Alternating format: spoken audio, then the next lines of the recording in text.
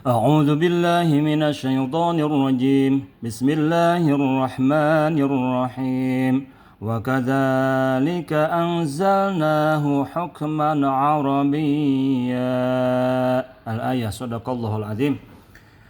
Pada kesempatan ini kita kembali membahas masih di surat Ar-Ra'd ya, dari mulai ayat 38 wa kadzalika ini. Wa kadzalika, dan begitu pula seperti menurunkan Al-Qur'an di sini. Anzalnahu, aku kata Allah menurunkan Al-Qur'an ya. Wa kadzalika, dan begitulah seperti menurunkan kitab-kitab yang lalu sebelum Al-Qur'an. Anzalnahu, aku kata Allah menurunkan Al-Qur'an hukman, menjadikan hukum Arabian yang berbahasa Arab. Maksudnya bilogotil Arabi, dengan bahasa Arab. Tahkumu, kamu menghukumi bihi dengan Al-Qur'an itu bainan nasi, antara manusia. Wala ini taba'ta, dan jika kamu mengikuti ahwa'ahum, kepada keinginan mereka, yakni keinginan kufar Mekah pada waktu itu. Karena memang kufar Mekah itu sempat ngajak kepada Rasul untuk beribadah setahun kepada Tuhan mereka, nanti kembali lagi kepada Tuhan Muhammad, kepada Allah gitu. Mereka pernah ngajak ya sholat ke Baitul Muqaddas, padahal sudah dipindahkan ke Baitullah yang berada di Masjidil Haram, kan begitu. Nah, ini seandainya kamu mengikuti kepada keinginan mereka, seperti mayadaunaka, seperti yang mereka ajak kepadamu ilaih, untuk melakukan sesuatu tadi ajakannya, misalkan pindah kiblatnya, atau umpamanya setahun ibadah kepada Tuhan mereka, setahun ibadah kepada Tuhan Muhammad ya, mimilatihim, daripada ajaran mereka. Pardon, tapi ini seolah-olah dikira-kira. Karena tentu Rasulullah itu maksum. Maksum itu termasuk ya ini yang disangkakan oleh mereka, yaitu mengikuti keinginan mereka. Misalkan tadi pindah kiblatnya tiba-tiba ke Baitul Muqaddas yang berada di Palestina gitu misalkan, atau sholat setahun, tidak sholat setahun ibadah ke Tuhan mereka. Itu kan sesuatu yang dijaga ya. Seorang Rasulullah tidak akan pernah seperti itu. Tetapi ini seandainya, pardon ya, dikira-kirakan. Ba'dama ja'aka, setelah datang kepadamu, minal ilmi, daripada ilmu, daripada ketauhidan, sudah jelas ayatnya, suratnya, bahwa tauhid kepada Allah lah, bahwa Tuhan itu hanya Allah. Ini tiba-tiba yang diikuti hanya Allah, tiba-tiba malah mengikuti keinginan mereka kufar Mekah. Nah, seandainya begitu, malaka minallahi mi waliyin walawak, malaka, maka tidak ada untukmu minallahi, daripada Allah, min waliyin, yang menolong.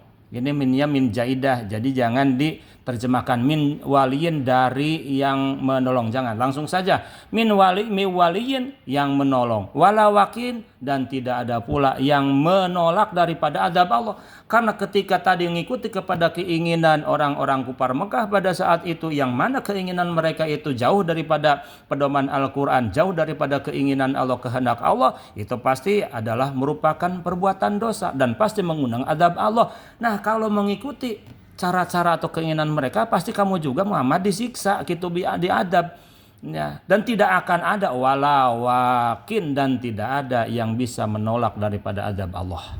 Nah, ini Rasulullah sampai diancam seperti itu. Walaupun ini sebetulnya bukan ancaman bagi kita, bagi kita bukan dianggap ini ancaman kepada Rasul, tapi ini adalah sebuah perhatian bagi kita. Rasul saja yang maksum, yang dijamin surga, sampai dikituin misalkan sama Allah, ya berarti apalagi bagi kita. Ini harusnya menjadi sebuah pemahaman yang baik, yang sopan tentunya ya, dan dikembalikan kepada kita, karena ajaran Al-Quran itu tentunya adalah bagi kita sebagai umat Nabi Muhammad SAW. Nah, selesailah sementara perdebatan atau keterangan tentang penjelasan tentang seperti apa Allah menurunkan Al-Qur'an. Barangkali gitu ada masalah-masalah yang dijadikan sebagai halangan untuk tidak mengimani Al-Qur'an karena bahasa Arab misalkan, sementara kita bahasa Indonesia kita misalkan, atau kita bahasa Inggris misalkan, sehingga tidak mau beriman kepada Allah hanya gara-gara bahasa kitab sucinya bahasa Al-Qur'an, bahasa Arab misalkan. Itu tidak boleh begitu. Selesai. Nah, tiba-tiba ada lagi sebuah kisah di sini. Wa nuzila, diturunkan ayat walaqad ini ketika saat itu orang-orang kufar mencaci memaki kepada Rasulullah, enggan mengikuti ajaran Rasulullah karena Rasulullah itu bikasratin nisa. Mereka menganggap seorang nabi itu kok cina banyak istrinya. Masa nabi seorang nabi banyak istrinya, nanti bagaimana ngurus umat? Gitu kan, nanti dijelaskan juga di sini bahwa keinginan orang-orang kufar saat itu khususnya mereka menginginkan ya seorang rasul itu harusnya sih katanya tidak makan, tidak minum, tidak pergi ke pasar gitu ya. Kemudian keinginan mereka itu inginnya Rasulullah itu ya dari jenis malaikat gitu ya, atau juga mereka menginginkan bahwa kalau memang utusan Allah harusnya jangan banyak istri atau bahkan tidak perlu punya istri supaya tidak mengabaikan umatnya kan gitu. Nah, kemudian ada juga keinginan mereka itu menginginkan kalau memang dia adalah seorang rasul harusnya bisa menunaikan yang selalu diinginkannya gitu, yaitu mukjizat gitu. Ini kan sementara Rasulullah ingin ini, kadang-kadang enggak, ini itu, kadang-kadang enggak. Walaupun ada sih, tapi hanya beberapa misalkan. Ya pengennya selalu yang diinginkan oleh mereka diwujudkan oleh Rasulullah. Ya, kayak dia ayat sebelumnya ingin gunung-gunung di Mekah itu dibelah gitu menjadi sungai untuk perairan bisa menanam ini itu dan sebagainya gitu kan. Keinginan mereka itu aneh-aneh saja. Kemudian ada juga mereka menginginkan seandainya dia salah, ya mereka salah, kufar Mekah itu salah ketika tidak iman kepada Allah, harusnya cepat-cepat disiksa. Ini enggak katanya. Berarti jangan-jangan ajaran Rasulullah itu salah gitu. Salah juga ya, menganggap mereka lah yang benar karena mereka tidak sama dengan Rasulullah juga, kok enggak diadab ini katanya gitu. Keinginan mereka juga ada yang menginginkan bahwa ada ayat-ayat dalam Al-Quran gitu yang beda dengan isi Taurat, Injil dan kitab-kitab sebelumnya. Pengennya sama gitu ya. Dulu nggak ada sholat misalkan, sekarang juga nggak ada misalkan itu, walaupun ya dalam keterangan lain sholatnya ada dulu juga, cuman prakteknya beda. Atau misalkan dulu mah gitu tidak dibatasi seorang laki-laki itu menikahi perempuan, sekarang malah dibatasi gitu. Nah ini kan beda katanya isi Al-Quran dengan kitab-kitab sebelumnya. Ini bagaimana pengen mereka seperti itu. Nah diantaranya ada yang dijawab oleh Allah Subhanahu Wa Taala, yaitu diantaranya tadi mereka menginginkan bahwa Muhammad SAW seorang Rasul itu tidak punya istri. Nah maka dijawab oleh Allah, walaqad arsalna, dan benar-benar telah aku mengutus rusulan, beberapa rasul, beberapa utusan min qablika, sebelum kamu Muhammad, wa ja'alna, dan aku pun menjadikan lahum, bagi mereka para rasul-rasul itu, azwajan, istri-istri. Jadi mereka juga punya banyak istri. Waduriyah, punya keturunan. Seperti misalkan Kangjeng Nabi Sulaiman itu memiliki istri 300 istri, itu yang merdeka. Belum lagi yang syariahnya, yang amatnya. Beliau punya istri dari amat itu 700 dengan 300, ya bukan 1000, itu istrinya 1000 bagaimana? Ya ayahnya Nabi Dawud itu punya istri 100 ya. Nah sementara Kangjeng Nabi hanya beberapa gitu ya. Itu jadi tidak bisa tidak membatalkan banyak istri itu terhadap kedudukan sebagai rasul, nggak apa-apa gitu. Mereka juga sebelum Nabi Muhammad banyak istri, nggak masalah, tetap jadi seorang rasul ya, tetap ada umatnya. Ini malah mempermasalahkan. Nah kemudian tadi diantaranya juga mereka bilang bahwa keinginannya selalu diwujudkan, ya selalu ada mukjizat dalam setiap yang mereka inginkan, maka Allah juga menjawab, wa ma kana, dan tidaklah bagi seorang bagi seorang rasul ayatia bi ayatin, untuk mendatangkan sebuah ayat atau sebuah mukjizat, illa bi idznillah, kecuali atas izin Allah, ya. Adanya mukjizat atau tidak, memang mukjizat itu adalah sebuah keanehan Rasulullah SAW di saat ditantang oleh umatnya. Tapi tetap itu ada atas izin Allah. Kalau Allah tidak mengizinkan, sekalipun umatnya meminta, ya tidak akan terjadi. Jadi jangan dijadikan alasan tidak beriman kepada Allah hanya gara-gara mereka minta sesuatu tidak diwujudkan. Ya, ibaratkan 1 tambah 1 ya 2. Ya, pasti semuanya menganggap 2. Jangan karena umpamanya tidak punya uang lalu kemudian 1 tambah 1 jadi 10.000 misalkan. Ya tidak bisa, tetap saja 1 tambah 1 ya 2. Ya mau iman mau tidak, tetap Allah ya Tuhan kita, Tuhan alam semesta. Mau umpamanya ada mukjizat atau tidak, ya tetap Allah ya Tuhan alam semesta, kan begitu. Kemudian juga mereka tadi menginginkan kalau mereka salah harusnya langsung diadab. Ini kok enggak katanya. Nah, Allah juga menyampaikan likuli ajalin kitabun. Setiap ajal, setiap suasana, setiap keadaan, setiap situasi, setiap mudah itu bisa dikatakan waktu.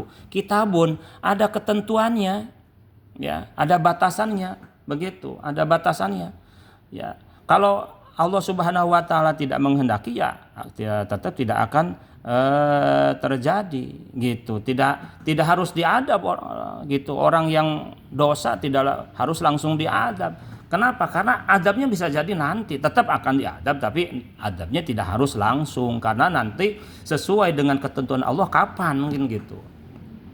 Kemudian mereka juga menginginkan ya tadi bahwa kitab Al-Qur'an itu jangan ada yang berubah. Ini kok berubah katanya, wahyu dari Allah, wahyu dari Allah ini, tapi kok berubah ini katanya, bagaimana ini? Maka Allah juga menjawabnya, menjelaskan di sini, yamhullahu may yasha'u wa yuthbit.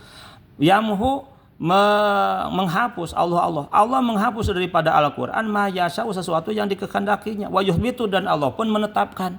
Ya tentu atas kehendaknya gitu, terhadap sesuatu yang dikehendakinya. Itu enggak masalah. Kalau iman ya iman saja, jangan nunggu, jangan hanya karena alasan hukum Al-Quran beda dengan hukum yang ada di Injil dan di Taurat misalkan, kemudian mereka tidak iman kepada Allah. Padahal sama isinya, kitab Injil, kitab Taurat pun adalah menyuruh untuk iman kepada Allah. Nah, iman itu percaya kepada Allah, mengakui eksistensi Allah, dan siap melaksanakan yang diperintahkannya, siap menjauhi yang dilarangnya. Hanya itu. Hukum-hukum larangan, hukum-hukum perintah itu bisa berubah, tetapi tetap Tuhannya sama, yaitu Allah Subhanahu wa taala. Wa indahu, dan kepunyaan Allah lah ummul kitab, yaitu ummul kitab. Ummul kitab itu adalah bisa dikatakan lauhil mahfuz, tapi di sini adalah asluhu alladzi la yataghayyar minhu syai'un wa huwa ma katabahu fil azali. Jadi sesuatu yang tidak berubah, yang sudah ditulis Allah sejak zaman azali, zaman yang tidak tahu kapan awalnya, tiba-tiba ada saja sesuai dengan zat Allah Subhanahu wa taala. La awala wala akhirah, tidak ada awalnya dan tidak ada akhirnya, tidak ada ujungnya. Jadi memang seandainya misalkan gitu mereka menginginkan bahwa harusnya bisa dirubah, ya, kemudian harusnya ditetapkan, ini malah dirubah, itu ada di Lauhil Mahfuz. Yang ada yang berubah, ada yang tidak, itu kemudian kita mengakui ini berubah, itu katakanlah seandainya di Lauhil Mahfuz itu adalah lauh itu papan, mahfuz itu yang dijaga. Jadi kalau kita bayangkan sebuah papan itu kan ada sisi depan, sisi belakang misalkan. Nah, sisi depannya itu yang terlihat oleh malaikat itu bisa kapan-kapan berubah sesuai dengan kehendak Allah. Maka di sini yamhullahu ma yasha wa yuthbit.